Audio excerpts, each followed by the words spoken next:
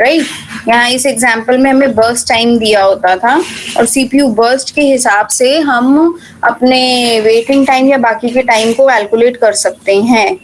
Think in terms of your link list, how you are going to implement this program. Anyone think for a minute and then let me know. Think for a minute. क्योंकि implementation जो है वो next class में हम लोग इसका कर लेंगे। इस वीक में हमारा थ्रेड्स हो जाएगा, नेक्स्ट वीक में हमारा इसका इम्प्लीमेंटेशन से मैं स्टार्ट करवाऊंगी एफसीएफएस से। और ये जितनी भी शेड्यूलिंग एल्गोरिथम्स हैं, you need not to do in Unix, you can do in normal C plus plus framework. आपके पास टर्बो सी प्लस प्लस है, आपके पास बोरलैंड सी प्लस प्लस है, आपके पास क्विंसी है, आपके पास जो भी सी, कौन सा यूज करते हो वैसे सी प्लस प्लस के लिए? कोड ब्लॉक्स, डीप सीपीपी, जो भी फ्रेमवर्क है सी प्लस प्लस के लिए, you can use, because it is a simple C plus plus program where you have to implement the scheduling algorithm. This type of program has nothing to do with Unix or Linux system calls. We will not be, otherwise आपने जितने भी programs देखे हैं बेटा अभी तक, उसमें system calls use हो रही थी. अभी तक हमने 3 program किए हैं. Copy a file, उसमें system calls use हो रही थी. Forking, उसमें system calls use हो रही थी. Threading, उसमें system calls use हो रही थी. But ये वाले जो programs होंगे, कम से कम 5 या 6 programs हैं आपकी guideline के scheduling algorithms के, और उन सारे के सारे programs में आपको किसी भी सिस्टम कॉल को इनकॉर्पोरेट करने की जरूरत नहीं है. तो ये आप सिंपली सी प्लस प्लस के एनवायरनमेंट में भी कर सकते हो. इतनी रिलैक्सेशन हम लोगों के लिए है. जरूरी नहीं है हमें यूनिक्स में ही करना है. सो ऐसा कोई एक्सक्यूज मुझे कोई स्टूडेंट नहीं देगा, मैम सी प्लस प्लस नहीं था, यूनिक्स का एनवायरनमेंट नहीं था, हमारी वर्चुअल मशीन में प्रॉब्लम हो गई थी. सी प्लस प्लस सबके पास है, तो ये वाले प्रोग्राम सबके ऑन टाइम कंप्लीट होने चाहिए.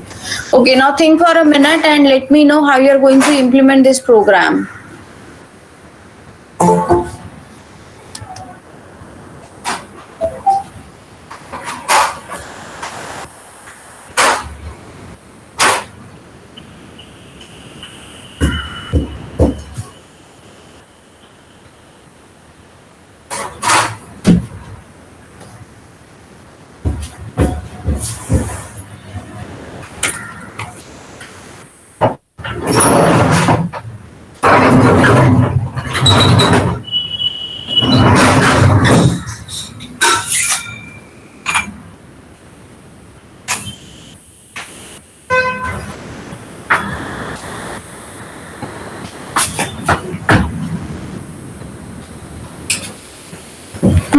कैसे इंप्लीमेंट करेंगे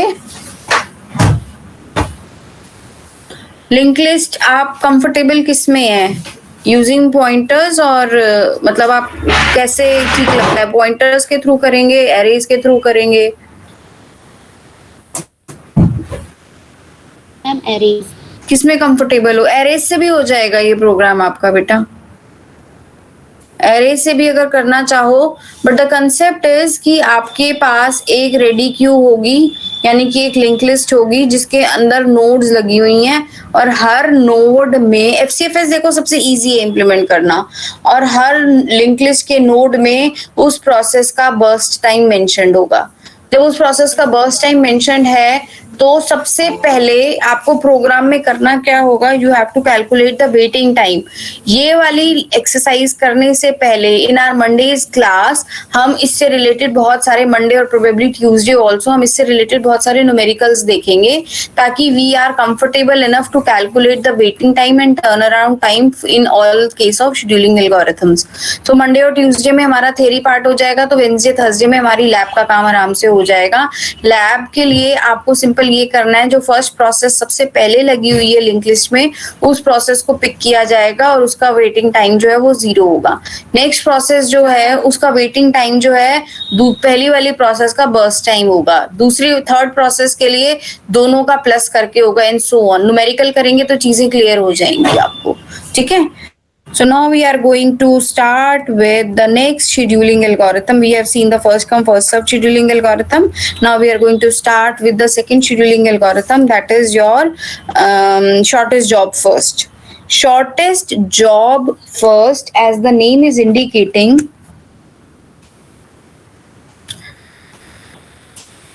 the algorithm sees the next CPU burst. Algorithm sees the CPU burst required for the process. Algorithm क्या देखती है कि जो प्रोसेस जिसकी सीपीयू बर्स्ट सबसे छोटी है उसको फेवर करेगी और उसका एग्जीक्यूशन जो है वो सबसे पहले होगा। So this algorithm associates each process the length of its next CPU burst। उस प्रोसेस को कितना CPU चाहिए, CPU burst चाहिए, उसके बेसिस पे ये एल्गोरिथम चलती है। Use this length to schedule the process with the shortest time. और कौन सी प्रोसेस को वो शेड्यूल करता है ये डिपेंड करता है कि किस प्रोसेस का शॉर्टेस्ट सीपीयू टाइम है। This algorithm is the optimal algorithm. इसको पहले देख लेते हैं, फिर मैं इस पॉइंट पे आती हूँ कि क्यों मैं इसको एक ऑप्टिमल एल्गोरिथम बोल रही हूँ। क्योंकि ये एल्गोरिथम आपको हमेशा मिनिमम waiting time देता है। This algorithm gives you the minimum waiting time, so this algorithm is considered to be the most optimal and best scheduling algorithm। अब यहाँ पे आपके 4 प्रोसेसेस दी हुई हैं। 4 प्रोसेसेस के अंदर आपको FCF SJF का दिखाया हुआ है। सबसे पहले ये टाइम 0 पे या सेम टाइम पे, सेम अराइवल टाइम पे ये सारी प्रोसेसेस आई हुई हैं। ये याद रखना, ये सारी अराइवल टाइम पे जब भी शेड्यूलर ने आपकी रेडी क्यू को देखा तो ये सारी प्रोसेसेस सिस्टम में आई हुई थी एट टाइम 0। ठीक है, तो अभी ये 4 प्रोसेसेस हैं। सबसे कम सीपीयू बर्स्ट किस प्रोसेस का है? P4 का। तो P4 जो था उसका बर्स्ट टाइम क्या था? 3। तो 3 टाइम साइकिल्स तक के लिए आपका प्रोसेस कौन सा चला? P4। नेक्स्ट कौन सा चला? नेक्स्ट सबसे कम किसका है? P1 का। तो नेक्स्ट 6 साइकिल्स के लिए P1 चला। नेक्स्ट किसका था? P3 का था। एंड नेक्स्ट जो था वो लेट्स से P2 का था, and so on. So this is the way. अब मैं इसका एवरेज वेटिंग टाइम अगर निकालने की कोशिश करती हूँ तो एवरेज वेटिंग टाइम आपको कैसे निकालना है? P1 plus P2 plus P3 plus P4। P1 को कितना वेट करना पड़ा इस गैंट चार्ट के अकॉर्डिंग? 3। P2 को कितना वेट करना पड़ा? P2 को कितना वेट करना पड़ा? 16। P3 16 9 and P4 9 P4 0। तो ये आपका, ये आप हमेशा याद रखोगे जब आप वेटिंग टाइम या टर्न अराउंड टाइम निकालोगे। It is always going to be P1 P2 plus P3 plus P4, not in the order कि जिस ऑर्डर में आपकी प्रोसेसेस यहाँ पे गैंट चार्ट में लगी हुई है उसमें नहीं लगेगा। Divided by 4 comes out to be 7। I am just giving you a minute, और उस 1 मिनट में आप इसके ऊपर अपना वो लगा के देखेंगे FCFS लगाओ और मुझे वेटिंग टाइम बताओ जल्दी से।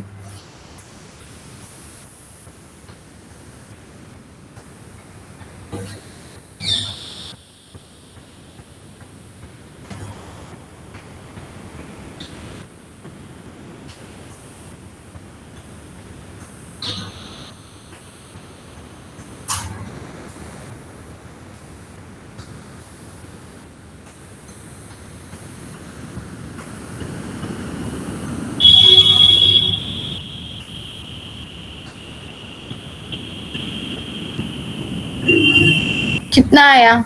9 point some. कितना? 9.25. Okay, let somebody else get the answer so that it will be confirmed. 9.1 ma'am. 9.1. This is definitely higher than the waiting time for SJF. So in case अगर मान लो आप भी अपनी कोई एल्गोरिथम बनाते हो तो मेरे पास यही पैरामीटर्स हैं। वेटिंग टाइम कितना है, टर्न अराउंड टाइम कितना है, थ्रूपुट कितना है, सीपीयू यूटिलाइजेशन कितना है। मैं इन्हीं सारे पैरामीटर्स को देखूंगी और जो एग्जिस्टिंग एल्गोरिथम्स हैं उनसे कंपेयर करूंगी और बताऊंगी कि आपकी एल्गोरिथम कितनी अच्छी है और कितनी नहीं अच्छी। That is the one. हम इन पैरामीटर्स को शेड्यूलिंग क्राइटेरियाज बोलते हैं कि इसके बेसिस पे आप अपनी एल्गोरिथम की गुडनेस और बैडनेस को असेस कर सकते हो। ठीक है, तो शेड्यूलिंग क्राइटेरियाज जो हमने पढ़े थे, तो ये ऐसे क्राइटेरियाज हैं जिसके बेसिस पे आप अपनी शेड्यूलिंग एल्गोरिथम को इवैल्यूएट कर सकते हो, असेस कर सकते हो।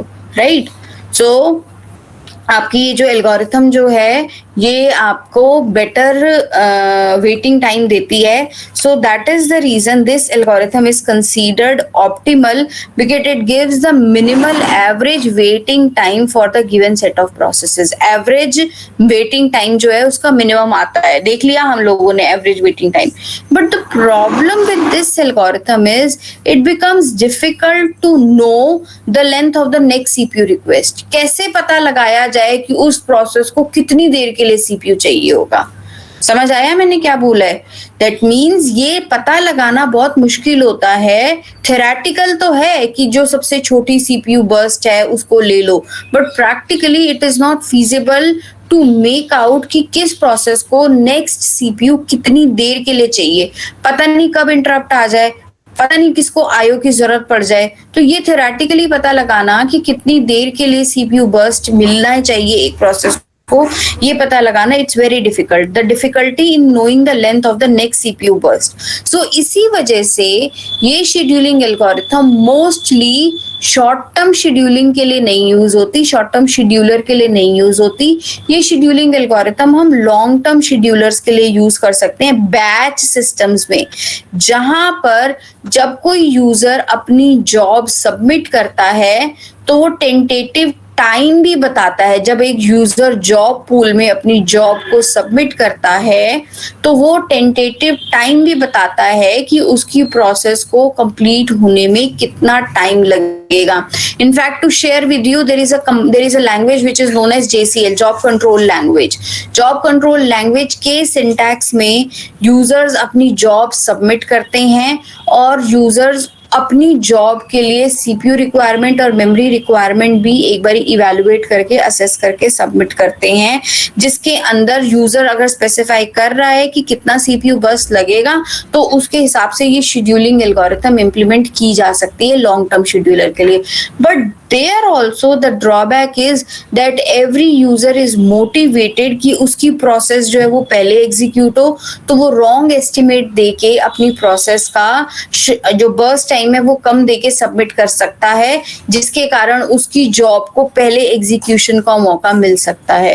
Read this paragraph, I am reading for you. Okay, the long term scheduling is for long term scheduling in batch system we can use the process time limit that the user specifies when submits the job बोल रही हूँ मैं, process नहीं बोल रही हूँ क्योंकि long term scheduler है यहाँ पे.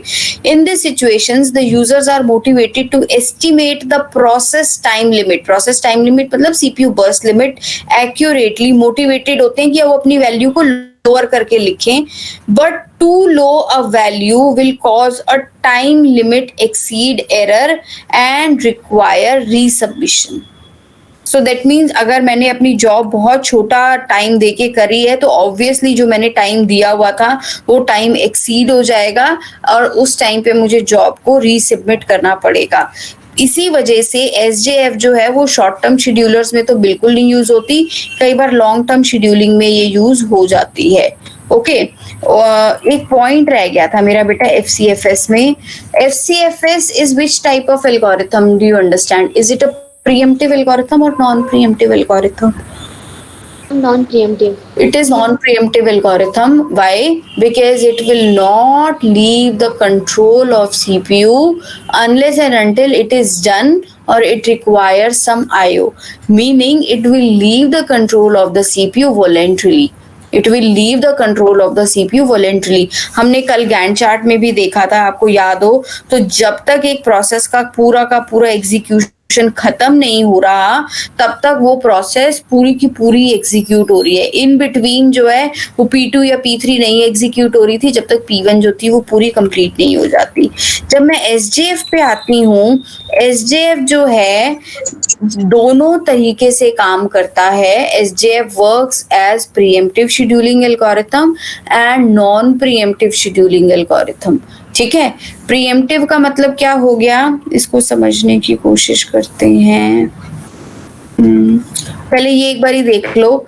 With short term scheduling there is no way to know the length of next CPU burst, so can not be implemented at the level of short term scheduling. ये point कितने बच्चों को clear है? ये point तो हम discuss discuss कर चुके हैं ना 2-3 बार. I hope it should be clear to you. Clear है? Yes, ma'am. ठीक है.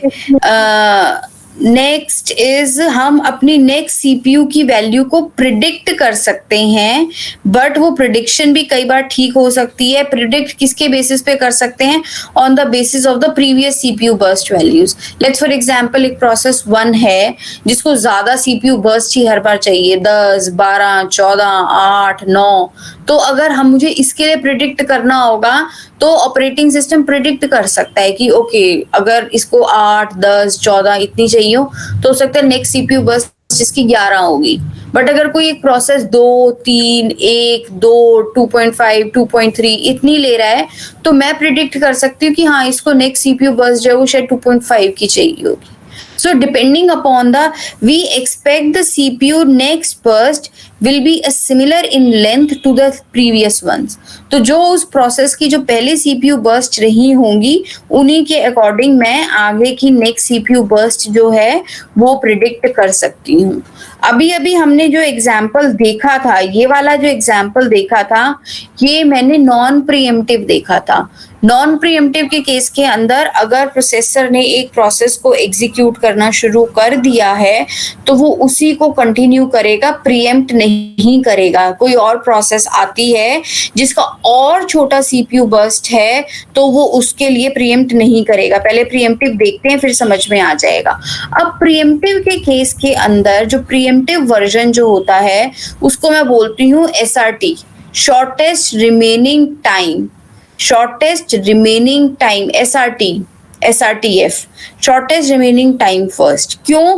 क्योंकि यहाँ पर मैं अराइवल टाइम भी ले रही हूँ. अब आप अपने सिस्टम में देखो कि ये रन टाइम सिनेरियो है. रन टाइम मतलब कि रियल टाइम सिनेरियो है और प्रोसेसेस एक के बाद एक करके आ रही हैं. एट टाइम 0, ध्यान रखना, एट टाइम 0 आपको कौन सी प्रोसेस सिस्टम में थी? ओनली P1 वॉज देयर और इसका बर्स्ट टाइम जो था वो 8 था. अब सीपीयू खाली थोड़ी बैठा रहेगा. अगर एक ही प्रोसेस है सिस्टम में तो उसको एग्जीक्यूट करना शुरू करेगा. तो एक टाइम यूनिट के लिए P1 जलती है. जब जैसे ही एक टाइम यूनिट हो जाता है तो एक प्रोसेस, ध्यान से सुनना मैं क्या बोल रही हूँ, एक प्रोसेस रेडी क्यू में आई, उसने ऑपरेटिंग सिस्टम को इंटरप्ट किया कि yes there is another process in the ready queue. और अगर प्रीएम्प्टिव शेड्यूलिंग एल्गोरिथम हमने शॉर्ट टर्म शेड्यूलर के लिए सिलेक्ट की होगी, हर ऑपरेटिंग सिस्टम में अलग तरह की शेड्यूलिंग एल्गोरिथम्स इंप्लीमेंट की होती हैं. जैसे for example it can be a combination. Unix के केस के अंदर it is round robin plus priority based scheduling. Her operating system में अलग अलग तरह की शेड्यूलिंग एल्गोरिथम्स इंप्लीमेंट की होती हैं. तो अगर लेट्स फॉर एग्जांपल मेरी शॉर्टेस्ट रिमेनिंग टाइम यानी कि SJF प्रीएम्प्टिव वर्जन यूज हो रहा होगा तो टाइम 1 पे एक प्रोसेस सिस्टम में एंटर हुई with a CPU burst requirement of 4, interrupt जाएगी ऑपरेटिंग सिस्टम को. ऑपरेटिंग सिस्टम जो प्रोसेस को काम कर रहा होगा उसको छोड़ेगा. किसको काम कर रहा था? P1 कुछ कर रहा था, उसको छोड़ेगा. कॉज ऑफ द इंटरप्शन देखेगा और पता चलेगा कि ओके P1 जो है P2 जो है वो सिस्टम में आई है. अब दो प्रोसेसेस का वो कंपेयर करेगा. क्या कंपेयर करेगा? Burst time. P1 को कितना चाहिए अभी? P1 को अभी कितना चाहिए? P1 को 7 चाहिए. एक वो एग्जीक्यूट हो चुका है और कितना चाहिए? 7 चाहिए. P2 को कितना चाहिए? 4 चाहिए. तो शॉर्टेस्ट रिमेनिंग टाइम देख रहा है. अब वो उसने रिमेनिंग टाइम देखा कि अच्छा P1 को तो अभी भी रिमेनिंग टाइम उसका 7 है और P2 को 4 चाहिए, तो मैं P2 को लेना शुरू करता हूं. तो वो P2 को एग्जीक्यूट करना शुरू करेगा. एक साइकिल के लिए चलेगा सिर्फ और उतनी देर में आपकी कौन सी प्रोसेस सिस्टम में आ जाएगी? P3 will come to the system system at time 2 जिसकी सीपीयू बर्स्ट जो है वो 9 है। दोबारा से इंटरप्ट जाएगी ऑपरेटिंग सिस्टम के लिए। ऑपरेटिंग सिस्टम जिस प्रोसेस को काम कर रहा होगा उसको छोड़ेगा और चेक करेगा कि ओके एक नई प्रोसेस सिस्टम में एंटर हुई है, तो चलो मैं उसका भी सीपीयू बर्स्ट देखता हूँ। तो जब वो सीपीयू बर्स्ट देखेगा तो उसे क्या सिनेरियो मिलेगा कि okay there are 3 processes in the system. P1 को 7 चाहिए, P2 को 3 चाहिए और P3 को 9 चाहिए। How many of you agree to this? Yes, ma'am. Yes, ma'am. Okay, so next time अब वो क्या देखेगा कि शॉर्टेस्ट रिमेनिंग टाइम किसका है। शॉर्टेस्ट रिमेनिंग टाइम जो है वो अभी भी किसका चल रहा है, P2 का ही चल रहा है, तो वो अगले साइकिल तक भी P2 को ही कंटिन्यू करेगा। सो जब अगला साइकिल चलेगा तो उसके बाद आपका टाइम पीरियड थर्ड पे 4th प्रोसेस भी सिस्टम में आ जाएगी, तो फिर से इंटरप्ट होगा, सेम प्रोसीजर होगा। फिर जब कंपैरिजन किया जाएगा तो P1 को 7 चाहिए, P2 को 2 चाहिए था ना, Yes, Yes, ma'am. ma'am. ठीक है। P3 को 9 चाहिए और P4 को 5 चाहिए। तो क्या डिसाइड किया जाएगा कि सबसे छोटी प्रोसेस तो अभी भी P2 ही है, तो 5 तक, ध्यान से देखो गैंट चार्ट में, 5 तक P2 को ही एग्जीक्यूट किया जाएगा। 5 तक P2 को ही एग्जीक्यूट किया जाएगा। अब देखो 5 टाइम इंटरवल 5 तक, टाइम इंटरवल 3 तक ही सारी प्रोसेसेस सिस्टम में आ चुकी थी। तो टाइम इंटरवल 5 तक वो क्या देखेगा कि P2 का तो एग्जीक्यूशन हो गया, पर तब तक सिस्टम में कौन कौन सी प्रोसेसेस आ चुकी थी, P1, P3 एंड P4, और उसके हिसाब से वो देखेगा सबसे छोटी प्रोसेस P4 थी, तो वो P4 को नेक्स्ट 5 साइकिल्स के लिए चलाएगा। फिर छोटी प्रोसेस जो थी वो P1 थी, वो फिर 8 साइकिल्स के लिए P1 को चलाएगा, और लास्ट 9 साइकिल्स के लिए वो किसको चलाएगा, P3 को। P3 को एग्जैक्टली। तो अब हम अगर इसका वेटिंग टाइम निकालने की कोशिश करते हैं तो क्या करेंगे हम वेटिंग टाइम निकालने के लिए, जो आपकी वेट वो वाला टाइम जो होता है ना, अराइवल टाइम, हमको उसको भी पिक्चर में रखना पड़ेगा, ठीक है। सबसे पहले तो देखो 10, ये P1, P2, P3, P4 है, P1, P2, P3 and P4। याद रखना ये P1, P2, P3, P4 ही है। P1 जो है वो 10 से चलना शुरू हुआ, ध्यान रखना P1 जो था वो 10 से चलना शुरू हुआ, बट उससे पहले वो उसने एक साइकिल पहले चल लिया था ना, Yes, ma'am. तो 10-1 हो गया, ठीक है। Yes. P2 जो थी वो 1 से चलना शुरू हुआ, बट वो सिस्टम में कब आई थी, 1 पे ही आई थी, तो उसको वेट कितना करना पड़ा, वो 1 पे ही आई और उसका 1 पे ही एग्जीक्यूशन स्टार्ट हो गया, तो उसको वेट कितना करना पड़ा, 0. 0। 1 - 1 0 कर दिया। P3 जो थी वो आपकी सिस्टम में कब आ रही थी, सिस्टम में कब एग्जीक्यूट होनी शुरू हुई, 17 पे, और वो सिस्टम में उसका अराइवल टाइम कब का है, 2. 2। तो वैल्यू क्या हो जाएगी इसकी वेटिंग टाइम की, 15. 17 - 2 हो गया, तो वो मैंने 17 - 2 लिख दिया। नेक्स्ट प्रोसेस जो P4 है वो मेरी सिस्टम में कब एडमिट हो रही है, 3 पे, और उसका एग्जीक्यूशन सिस्टम में कब एडमिट हो रही है, 3 पे, अराइवल टाइम उसका 3 है, और उसका एग्जीक्यूशन कब से स्टार्ट हुआ, 5 से, so it will be 5 - 3, and उसका एवरेज निकाला तो आपका आ गया 6.5। इसी का ही FCFS निकालो।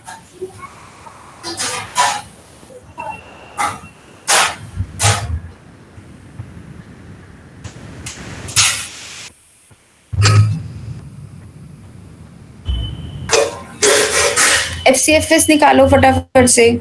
CPU बस टाइम नोट कर लिया,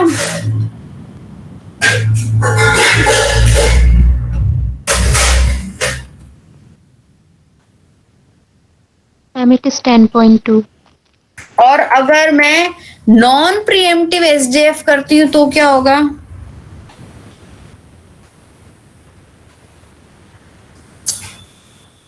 एक मिनट, पहले और बच्चों का भी 10.2 आ जाने दो, किसी और का भी एटलीस्ट कंफर्म हो जाएगा आंसर। FCFS कितना आ रहा है वेटिंग टाइम?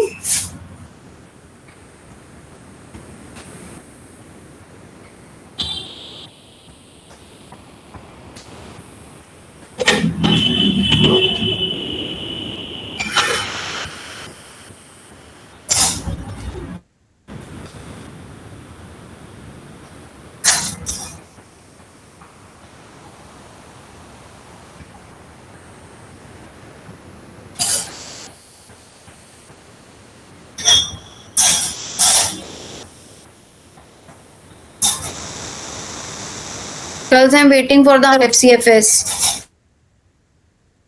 मुझे ऐसा लग रहा है क्लास में 2-3 बच्चे ही पढ़ रहे होते हैं। 10.2. Is it confirmed 10.2? Okay. For non-preemptive SJF, that means what is job को देखना। चलो मैं मेरे साथ करूँ ये वाला। पहले टाइम 0 पे नॉन प्रीएम्प्टिव है, ध्यान रखना। टाइम 0 पे प्रोसेस 1 ने एग्जीक्यूट करना शुरू कर दिया। प्रोसेस 1 ने जब एग्जीक्यूट करना शुरू कर दिया तो 1, 2 और 3 पे बाकी सारी प्रोसेसेस भी आ गई, बट ये आपका नॉन प्रीएम्प्टिव था, तो 8 का 8 तो ये पूरा चलेगा। जब 8 कंप्लीट हो गया तो ऑपरेटिंग सिस्टम ने देखा कि अच्छा अब सिस्टम में कौन कौन सी प्रोसेसेस थी, तो सिस्टम में P2, P3, P4 वाली प्रोसेस थी जिसको 4, 9 और 5 चाहिए था। अब इनमें से वो सबसे छोटा देखेगा कि ओके सबसे शॉर्टेस्ट बर्स्ट टाइम जो है वो P2 का है, वो उसको 4 ले लेगा। नेक्स्ट 5 है, नेक्स्ट 5 को ले लेगा, P4 को ले लेगा, और नेक्स्ट जो है वो P3 प्रोसेस को ले लेगा। So the order of execution will be P1 complete, P2 complete, P4 complete and P3. How many of you agree to this? Yes, ma'am. Yes, ma'am. ठीक है, then calculate the waiting time. Ma'am, 4.2. No, it should not be the case. 4.2 नहीं होगा, उससे कम ही आएगा जो तुम्हारा उसका आया है preemptive वर्जन का।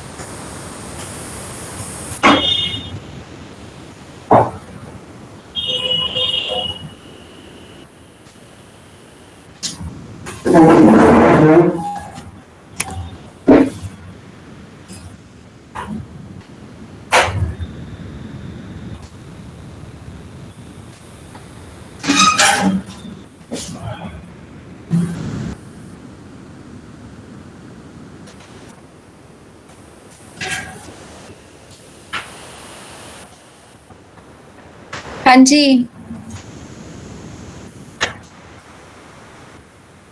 आया नहीं आया वो भी आंसर 9.1, और इस केस में कितना आ रहा है हमारा 6.5। ठीक है, तो 10.2 आया था हमारा FCFS में, 9.1 आया। मुझे नहीं पता 9.1 करेक्ट है या नहीं करेक्ट है, you must check amongst yourself, but जो प्रीएम्प्टिव वर्जन होता है SJF का वो और भी कम वेटिंग टाइम देता है, but the whole story comes to the point that it becomes very difficult to estimate the next CPU burst which is required. It can be just an approximation based upon the previous value, but it becomes very difficult to predict accurately also that कितनी CPU burst next time चाहिए होगी. So that is the reason it is only used for comparison purpose for other short-term scheduling algorithms. Most of the times it is used in long-term scheduling algorithms only, right? So next the scheduling algorithm is priority-based scheduling algorithm. Priority-based scheduling, yes. Ma'am ये 9.1 कैसा है, समझ में नहीं आया।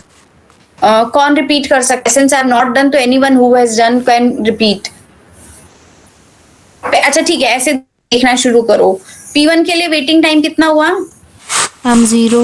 P2 के लिए कितना हुआ? P2 के लिए क्या हुआ? 8. -1, Seven. -1, 7 प्लस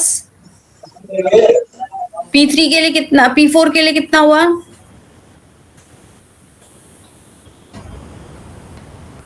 अरे P4 के लिए कितना हुआ बेटा? ये तो मेंटल देखने से करना जरूरत पड़ रही है। 12. 12 माइनस 3 और उसके लिए क्या हुआ? P4 के लिए क्या हुआ? 17 माइनस 2। दोबारा से रिपीट कर सकता है कोई बच्चा क्या टर्म्स आई हैं? Yes ma'am. Ma'am for P1 0 है, हाँ, P2 के लिए 8 - 1 that is 7, 7 plus and for P3 7 + 5 that is 12, and 12 - 3 that is 9। 7 plus 9, ठीक है। Then for P4 it is 17 - 2 15। तो 7 plus So, 9 plus 7 + 9 + 15 15 divided by 4। 4, क्या वैल्यू आएगी? 7 point है ma'am, 7.75। 7.75, whatever is the value, but it will be higher than the it will be higher than the preemptive version. Is it okay or not? Yes. अब समझ आ गया? Yes. चलो, ma'am. very good. So the next Yes, ma'am. scheduling algorithm which we are going to see is the priority based scheduling algorithm, in which every process is associated with a priority. Every user process is associated with a priority, so the process with the highest priority will get the chance to get executed first. So instead of maintaining the CPU burst, operating system also maintains the process priority in the PCB. Is it clear or not? PCB में priority भी maintain किया जाएगा। अभी तक तो CPU burst ही हम देख रहे थे, अब प्रायोरिटी को भी मेंटेन किया जाएगा। So an integer value is associated with each process that indicates its priority. Priorities can be internal or external. Internal का मतलब क्या हो सकता है? उस प्रोसेस को कितनी CPU की रिक्वायरमेंट है, कितनी मेमोरी की रिक्वायरमेंट है, कितनी फाइल्स के ऊपर वो काम करेगा, IO बर्स्ट कितना लगेगा, ये सारी चीजें तो होती है इंटरनल। एक्सटर्नल क्या हो गया कि वो एक स्टूडेंट, अगर मान लो यूनिक्स ऑपरेटिंग सिस्टम है, मल्टी यूजर एनवायरनमेंट है, वो एक एडमिन की प्रोसेस है, या वो एक टीचर की प्रोसेस है, या वो स्टूडेंट की प्रोसेस है। एडमिन प्रोसेस को हाईएस्ट प्रायोरिटी दे दी, टीचर प्रोसेस को सेकंड नंबर पे दे दी, यूजर प्रोसेसेस को मिनिमम प्रायोरिटी दे दी, स्टूडेंट प्रोसेसेस को मिनिमम प्रायोरिटी दे दी। तो प्रायोरिटीज कैन बी इंटरनल और एक्सटर्नल, राइट। सो हम क्या करते हैं, हमारी जो भी हाईएस्ट प्रायोरिटी वाली जॉब होती है उसको सबसे पहले एग्जीक्यूट करते हैं। अब वो हाईएस्ट प्रायोरिटी ना क्वेश्चन में दोनों तरीके से हो सकती है। इट कैन बी प्रायोरिटी 1 2 3 4 5, जहां पे लिखा होगा higher the number higher is the priority, question में मेंशन होगा, तुम्हें क्वेश्चन को ध्यान से देखना पड़ेगा। Higher the number higher is the priority, meaning जिसकी प्रोसेस की प्रायोरिटी 5 है वो हाईएस्ट प्रायोरिटी वाली है। कई बारी ऐसे ही लिखा होगा, प्रोसेसेस को प्रायोरिटी दी होगी 1 2 3 4 5, और क्वेश्चन में ऐसे इंडिकेट किया होगा lower the number higher is the priority. तो हाईएस्ट प्रायोरिटी वाली प्रोसेस कौन सी बन जाएगी? 1। First. Obviously, lower the number, higher is the priority. This algorithm also have preemptive and non-preemptive version. This algorithm also have preemptive and non-preemptive version. एक ये वाला example लेना शुरू करते हैं। अब मेरे पास प्रोसेस का बर्स्ट टाइम था, साथ में उसकी प्रायोरिटी थी। When 80 is not mentioned, then consider 80 equal to 0. अगर 80 मेंशन नहीं है, अभी इस एग्जाम्पल में 80 मेंशन नहीं किया हुआ ना अराइवल टाइम, तो 80 को आप 0 एज्यूम करके चलेंगे। इस पर्टिकुलर एग्जाम्पल में there are 5 processes in the system, और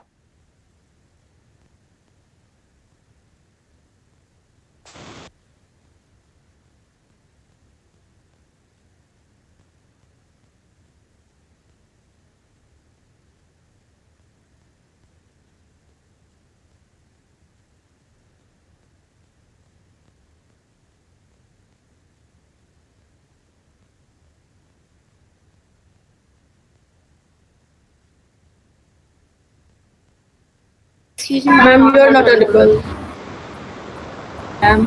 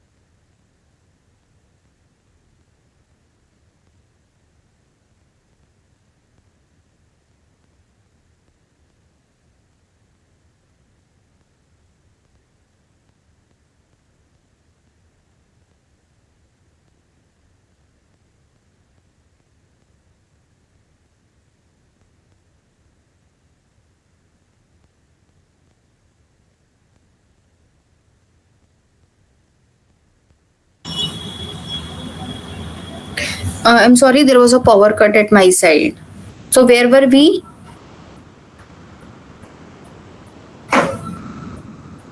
we're discussing priority schedule. Priority scheduling, right? So this was the priority list which has been shown to you along with the burst time. तो सबसे छोटी priority, सबसे highest priority ये कहना चाहिए मुझे, highest priority मेरी P2 की है, फिर P5 है, फिर P1 है, फिर P4 है, फिर P5 है. ठीक है. सो सबसे पहले कौन सी प्रोसेस का एग्जीक्यूशन स्टार्ट होगा? Girls, this is non pre-emptive. So in case अगर प्रोसेसर ने एक प्रोसेस को एग्जीक्यूट करना शुरू कर दिया है और उससे भी हाईएस्ट प्रायोरिटी की कोई प्रोसेस आती है तो वो उसका एग्जीक्यूशन, पहले वाली प्रोसेस का एग्जीक्यूशन नहीं प्रीएम्प्ट करेगा, नॉन प्रीएम्प्टिव है, ध्यान रखना. सो यहाँ पर क्या हुआ? सबसे पहले कौन सी प्रोसेस चलेगी? P2 फॉलोड बाय, ये सेकंड प्रायोरिटी किसको दी हुई थी? P5 को, followed by P5. Next priority किसको दी हुई थी? P1. नेक्स्ट प्रायोरिटी 4 किसको दी हुई है? P3. लास्ट में प्रायोरिटी 5 किसको दी हुई है? P4 को, and so on. Can you calculate the average waiting time? Average waiting time फटाफट से बर्स्ट टाइम नोट कर लीजिए, प्रायोरिटी नोट कर लीजिए और वेटिंग टाइम निकाल के बताइए मुझे.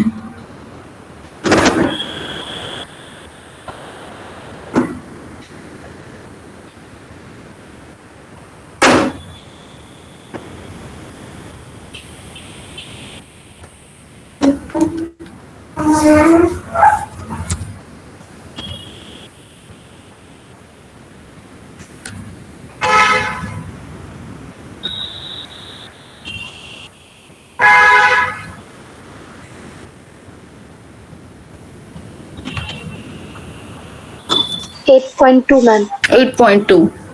ठीक है. ओके, चलिए. Okay, so read this paragraph. This paragraph is for you to self read. मुझे ये पूरा पैराग्राफ पढ़ के अपने आप बताओ कि तुम्हें कितना समझ में आया. Start reading fast.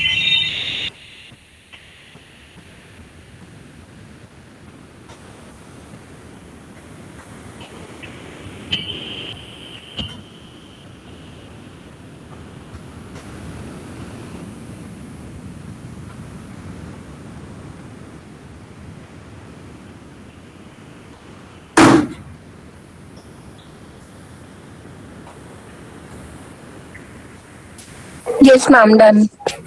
You are done? Things are clear? Yes, ma'am. Okay.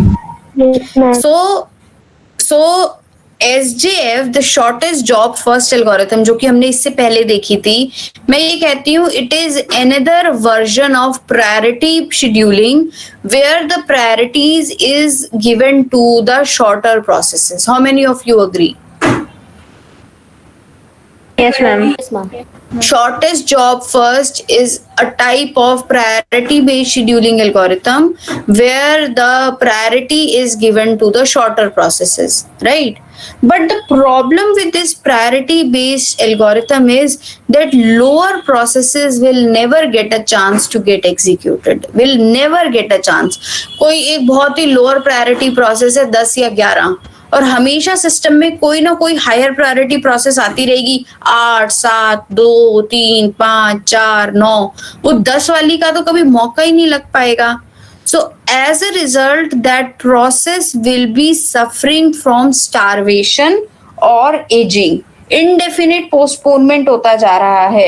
Indefinite postponement का मतलब क्या है कि वो प्रोसेस एग्जीक्यूट हो ही नहीं पा रही, उसको मौका ही नहीं मिल पा रहा एग्जीक्यूट होने का. आपकी बुक में 2 एग्जांपल्स दिए हुए हैं ऐसे, और बहुत इंटरेस्टिंग एग्जांपल्स हैं कि MIT सिस्टम्स ने कभी अपनी बहुत सारी जॉब सबमिट करी होंगी, तो ऐसी जॉब्स कब जाके एग्जीक्यूट होती हैं. कभी जो सर्वर्स होते हैं जो फुल टाइम ऑन रहते हैं, कभी शट डाउन नहीं होते. हम अपने लैपटॉप्स या वर्क स्टेशंस की बात नहीं कर रहे हैं, जो पर्सनल कंप्यूटर्स होते हैं, मैं उनकी बात नहीं कर रही. मैं बड़े बड़े सर्वर्स की बात कर रही हूँ जो फुल टाइम ऑन रहते हैं. तो ऐसी जो लो प्रायोरिटी प्रोसेसेस होती हैं कब जाके एग्जीक्यूट होती हैं? संडे मॉर्निंग में सुबह 2 बजे, जब और कोई प्रोसेस सिस्टम में नहीं आई बाय चांस, तो आपकी वो प्रोसेस जो है वो एग्जीक्यूट होगी. आपकी बुक में एक और एग्जांपल दिया हुआ है कि एक प्रोसेस थी जो 1967 में सबमिट की गई थी, और एक बार वो सिस्टम किसी रीजन की वजह से डाउन हुआ और उसके अंदर देखा गया कि कौन कौन सी प्रोसेसेस अभी भी एग्जीक्यूट नहीं हुई हैं, तो वो प्रोसेस 1973 तक भी एग्जीक्यूट नहीं हो पाई थी. These are just the statistics which I am using from the book. ये मेरी अपनी statistics नहीं है. The example says that there was a process जो कि शायद लो प्रायोरिटी प्रोसेस थी बहुत ज्यादा, जो कि कभी 1967 में सबमिट की गई थी, बट उसको एग्जीक्यूट होने का चांस जो था 1973 तक भी नहीं मिला. That process remains in the system, some higher process every time comes, उसका एग्जीक्यूशन होता रहा, और लो प्रायोरिटी प्रोसेस तो कभी एग्जीक्यूट ही नहीं हो पाई. So this is a situation which is known as starvation. Starve हो रही है वो प्रोसेस, एग्जीक्यूट नहीं हो पा रही. और indefinite postponement. To avoid such a solution, we have the concept of aging. Aging का मतलब क्या हो गया कि जैसे जैसे प्रोसेस एज होती जाती है उसको कुछ एडवांटेज मिलनी चाहिए, बेनिफिट्स मिलने चाहिए. सीनियर सिटीजन्स को बेनिफिट्स मिलते हैं बसेस में, मेट्रोज में, हर जगह सीनियर सिटीजन को. The same way processes which are aging, they should also get some advantage. और वो advantage कैसे मिलती है? Let's say if the process enters the system, उसको कोई ना कोई प्रायोरिटी दे दी जाती है, minimum priority let's say 127. With every clock tick, the priority gets increased. 127, 126, 125, 100, 99. धीरे धीरे जब बहुत देर तक उसको एग्जीक्यूशन का चांस नहीं मिलता, तो धीरे धीरे वो टॉप प्रायोरिटी पे आ जाती है. 10, 9, 7, 6, 5, 4, 3, 2, 1. The moment it reaches 1, it becomes a process of the highest priority and it also gets executed.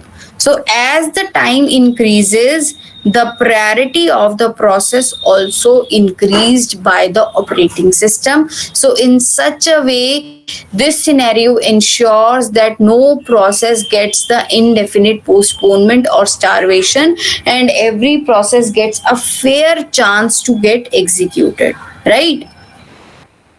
And the last scheduling algorithm, it is a little bit lengthy algorithm, so शायद आज हम complete नहीं कर पाएंगे. देखते हैं, ज्यादा मतलब ऐसा कुछ है नहीं, अटेंडेंस भी लेनी है मुझे अभी. This is the round robin scheduling algorithm in which जो भी प्रोसेसेस आपकी सिस्टम में है, they gets a small quantum और टाइम क्वांटा और टाइम स्लाइस और अ टाइम शेयर. ये चारों वर्ड्स यूज हो सकते हैं, time quantum, time quanta, time slice, time share. हर प्रोसेस को ये एक शेयर दिया जाता है, ठीक है। अच्छा, आई एम सॉरी, एक चीज मिस हो गई यहाँ पर। अगर ये प्रायोरिटी बेस्ड शेड्यूलिंग एल्गोरिथम तुम्हारी प्रीएम्प्टिव होगी तो क्या होगा? अगर टाइम शेयरिंग, अगर प्रायोरिटी बेस्ड एल्गोरिथम अगर प्रीएम्प्टिव होगी तो क्या होगा? सोचो और मुझे बताओ। लेट्स से अगर कोई प्रोसेस हाँ यस मैम, तो मैम जस्ट जो भी अगर मतलब मैम अगर लेट्स सपोज कि P1 के जो P2 है उसकी हाईएस्ट प्रायोरिटी है, दैट इज 1, बट मैम जब P5 की प्रायोरिटी जैसे 2 है तो वो अगर एग्जीक्यूट होने आया और मैम मान लीजिए कि there is a process P6 और उसकी प्रायोरिटी जो है उससे ज़्यादा है, तो मैम फिर वो जो है CPU उसे छोड़ करके ऑपरेटिंग सिस्टम उसका कंट्रोल छोड़ करके इंटरप्शन कॉज करेगा एंड मैम जो हाईएस्ट प्रायोरिटी होगी उसको एग्जीक्यूट करना चालू कर देगा, अदर देन कि P5 को वो कंटिन्यू करे। सो दैट मीन्स जब भी कोई प्रोसेस सिस्टम में आएगी तो द ऑपरेटिंग सिस्टम में leave that process and can entertain any other process with the highest priority, right. Time quantum पे आ जाते हैं, तो हर प्रोसेस को एक फिक्स टाइम क्वांटम के लिए, जो कि यूजुअली 10 से 100 मिली सेकेंड्स का हो सकता है, इतने टाइम सेकेंड्स के लिए प्रोसेस ऑपरेटिंग सिस्टम जो है वो सीपीयू का कंट्रोल देगा। This scheduling algorithm is necessarily your preemptive scheduling algorithm. This is non-preemptive नहीं है, क्योंकि हर प्रोसेस 10-10 मिली सेकेंड्स के लिए एग्जीक्यूट हो रही है। 10 भी ज्यादा लिखा हुआ है, 2-2, 3-3 मिली सेकेंड्स के लिए यूज होती है। 2-2, 3-3 मिली सेकेंड्स के लिए सीपीयू का कंट्रोल दिया जाता है। फिर प्रोसेस प्रीएम्प्ट होके कहाँ पे लग जाएगी? Just and of the FIFO queue, and of the Q, FIFO भी नहीं बोलना चाहिए, एंड ऑफ द क्यू। तो that means her bar operating system एक प्रोसेस को लेगा जो कि फ्रंट ऑफ द क्यू पे होगी, उसको टाइम क्वांटा के लिए एग्जीक्यूट करेगा और उस प्रोसेस को फिर कहाँ पे लगा देगा? Just at the tail of the queue. फिर दूसरी प्रोसेस जो फ्रंट में होगी उसको लेगा, उसको एग्जीक्यूट करेगा और उस प्रोसेस को कहाँ लगा देगा? Just at the tail of the queue. ठीक है। So the process is preempted and added to the end of the ready queue. ये लाइन मुझे समझ में आती है, ठीक है। चल सकती हूँ आगे। यहाँ पे एक छोटा सा एग्जांपल दिया हुआ है। Let's say if there are n processes in the system और हर एक का क्वांटम जो है वो q है and each processes will gets 1/n of the CPU time. तो हर प्रोसेस को वेट कितना पड़ेगा? n-1 q times. हर प्रोसेस को n टाइम लग रहा है, तो कितना टाइम उसे वेट करना पड़ेगा? n-1 multiplied by q time units जो है उसको हर बाकी प्रोसेसेस का वेटिंग टाइम इतना होगा।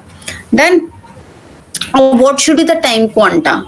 द आइडिया इज आपको टाइम क्वांटा को क्या रखना चाहिए? अगर मैं टाइम क्वांटा ज्यादा रख देती हूँ, इफ द टाइम क्वांटा ज्यादा हो गया, then this algorithm will work like a FIFO. मैंने सबको 50-50-50 दे दिया, then this algorithm will work like a FIFO. But अगर हर एक का टाइम क्वांटा मैंने बहुत छोटा रख दिया, then it will lead to lot many context switches. मैंने एक दे दिया, 1 सेकंड के लिए चली, 1 मिली सेकंड के लिए चली, फिर कॉन्टेक्स्ट स्विच हो गया, फिर दूसरे मिली सेकंड के लिए दूसरी प्रोसेस चली, फिर कॉन्टेक्स्ट स्विच हो गया, फिर तीसरे मिली सेकंड के लिए तीसरी प्रोसेस चली, फिर टाइम कॉन्टेक्स्ट स्विच हो गया। तो अगर मैं टाइम क्वांटा ज्यादा रखती हूँ तो भी प्रॉब्लम है, टाइम क्वांटा मैं बहुत कम रखती हूँ तो भी प्रॉब्लम है। तो what should be the ideal value of this time quanta? Idea यहाँ पे एक एग्जांपल दिया हुआ है। अगर आपका एक प्रोसेस है जिसको 10 की जरूरत है, सोच के देखना, जिसका सीपीयू बर्स्ट 10 की है और अगर क्वांटम मैंने 12 का रखा हुआ है, तो एक भी कॉन्टेक्स्ट स्विच की जरूरत नहीं पड़ेगी, ये प्रोसेस पूरी की पूरी एग्जीक्यूट हो जाएगी, पूरी एक बार में एग्जीक्यूट हो जाएगी and it resembles to first come first serve scheduling algorithm. But in case अगर मैंने टाइम क्वांटा 6 का रखा होगा तो एक बार कॉन्टेक्स्ट स्विच होने की जरूरत होगी, और अगर मैंने टाइम क्वांटा 1 रखा होगा तो कितने कॉन्टेक्स्ट स्विच की जरूरत होगी? 9 बार कॉन्टेक्स्ट स्विच होने की जरूरत होगी। ठीक है, यहाँ पर इस एग्जाम्पल को देखते हैं। So what should be the ideal value of this time quanta? कितना रखा जाना चाहिए? ये एक थंब रूल है जो कि कहता है कि टाइम क्वांटा इतना होना चाहिए कि मैक्सिमम सीपीयू बर्स्ट जो है ना, जो एक प्रोसेस की, वो आपके एक क्वांटा में खत्म हो जाए। जैसे एक एग्जांपल लेके बताती हूँ। जैसे एक प्रोसेस की हमने चैप्टर इसी चैप्टर के स्टार्टिंग में पढ़ा था that a process has alternate cycles of CPU burst and IO burst. बार बार वो आईओ की जरूरत होगी तो वो वेटिंग क्यू में जाएगी, फिर से वो रेडी क्यू में जाएगी, फिर उसको सीपीयू मिलेगा थोड़ी सी देर के लिए। तो मान लो एक प्रोसेस की जो सीपीयू बर्स्ट है वो ये है 2 3 4 3 4 2 2 3 4। सो मैक्सिमम कितनी है? 2 और 3 वाली है। तो हम क्या करते हैं, हम अपना सीपीयू बर्स्ट जो है अगर मैं ज्यादा रख दूंगी 6 या 5 रख दूंगी तो ये तो फर्स्ट कम फर्स्ट सर्व जैसे ही बन जाएगा। 1 रख दिया तो बार बार कॉन्टेक्स्ट स्विच ही होता रहेगा। 2 वाला भी जो सीपीयू बर्स्ट है वो भी नहीं चल पाएगा। So the thumb rule is that the CPU the time quanta should be kept such that कि maximum CPU burst जो हैं वो उसी में खत्म हो जाए। That means अगर मैं 3 रख देती हूँ तो 2 वाले भी खत्म हो जाएंगी काफी सारी और 3 वाली भी खत्म हो जाएंगी। यहाँ पे पढ़ो the average turnaround can be improved if most processes finish their next CPU burst in single time quanta। अगर 80% ऑफ द बर्स्ट जो हैं वो हमारी उस टाइम क्वांटा में एक्सपायर हो रही हैं, टाइम क्वांटा के अंदर ही कंज्यूम हो रही हैं, so that means it is considered to be a good time quantum. Done. Example देखते हैं इसका। आपके 3 प्रोसेसेस सिस्टम में दी हुई थी 24, 3 और 3 और टाइम क्वांटम जो है वो आपका 4 का दिया हुआ था। तो पहले 4 मिली सेकेंड के लिए P1 चली, उसके बाद 4 मिला इसको, पर इसकी रिक्वायरमेंट ही 3 की थी। तो जरूरी नहीं है कि 4 अगर इसको मिल गया है तो 4 के लिए ये बैठी रहेगी। इसका काम अगर हो गया है, क्योंकि मैं तो सीपीयू यूटिलाइजेशन की बात कर रही हूँ, सीपीयू साइकिल्स वेस्ट करने की बात थोड़ी कर रही हूँ। तो सीपीयू अगर इसको 3 मिली सेकेंड के लिए चाहिए तो ये 3 मिली सेकेंड के लिए यूज करेगा। फिर नेक्स्ट प्रोसेस का नंबर आ गया, इसको भी 3 मिली सेकेंड के लिए चाहिए था, और उसके बाद P1 को 4 4 4 4 4 के इंटरवल में आपको प्रोसेसर जो है वो मिलता रहेगा। ठीक है। So with this we are through with the chapter. In our next class we will start with the numerical portion of this chapter. इस portion में से numerical जरूर आता है और अच्छे खासे marks का आता है। 6 to 8 marks का numerical आया होता है, और अगर open book exam हुआ तो 10 से 12 नंबर का एक question आएगा। आज डेट क्या है?